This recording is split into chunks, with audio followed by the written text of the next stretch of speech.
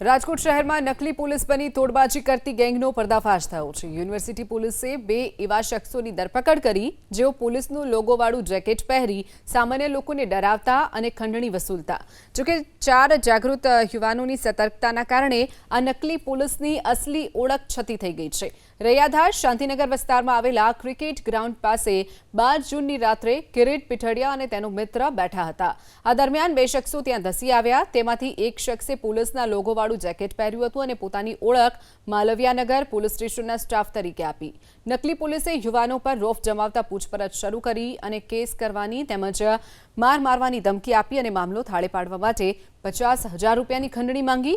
જોકે યુવકોએ પોલીસનું સરકારી ઓળખપત્ર માંગ્યું। આઈડી કાર્ડ માંગતાની સાથે જ નકલી પોલીસના હોશ ઉડી ગયા।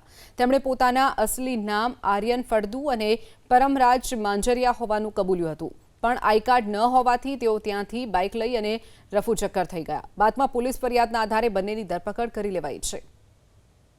યુનિવર્સિટી પોલીસ સ્ટેશનની હદમાં આવેલું સોપન લક્ઝરીઝ છે, ત્યાં ક્રિકેટ ગ્રાઉન્ડ છે, એની પાસે આ ગામના ફરિયાદી કિરીટભાઈ મનસુખભાઈ પીઠડિયા તથા તેના 3 મિત્રો બેઠેલા હતા।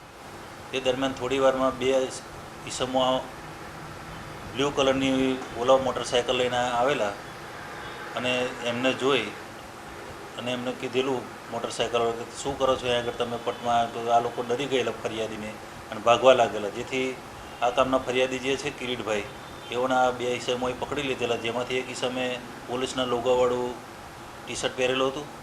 ત્યારબાદ બંને ઈસમોએ આને જણાવ્યું કે હું માલવિયા પોલીસમાંથી આવું છું અને તમે અહીં શું કરતા હતા, તારા મિત્રોને બોલાવ, નહીં તો તને મારવામાં આવશે ને જો તું તારી મોટરસાઇકલ પણ અમે જમા કરી દઈશું, ડિટેન કરી લઈશું અને તને પોલીસ સ્ટેશન લઈ જઈ જો તારે માર નાખવા હોય તો 50,000 રૂપિયા તારે આપવા પડશે। ત્યારબાદ આ ફરિયાદીએ યુનિવર્સિટી પોલીસ સ્ટેશન ખાતે જઈ BNS કલમ 204, 205, 306, 62 વગેરે મુજબની ફરિયાદ આપેલી। એ ફરિયાદના આધારે યુનિવર્સિટી પોલીસ સ્ટેશને ગુનો નોંધી અને હાલના જે બે નકલી પોલીસ જે રાજ્ય સેવકની ખોટી ઓળખ આપેલી તેવા આર્યન ધીરજલાલ ફળદુ તેમજ પરમરાજ દિલીપભાઈ માજરે બેની ધરપકડ કરેલી છે અને કાયદેસરની કાર્યવાહી કરેલી છે।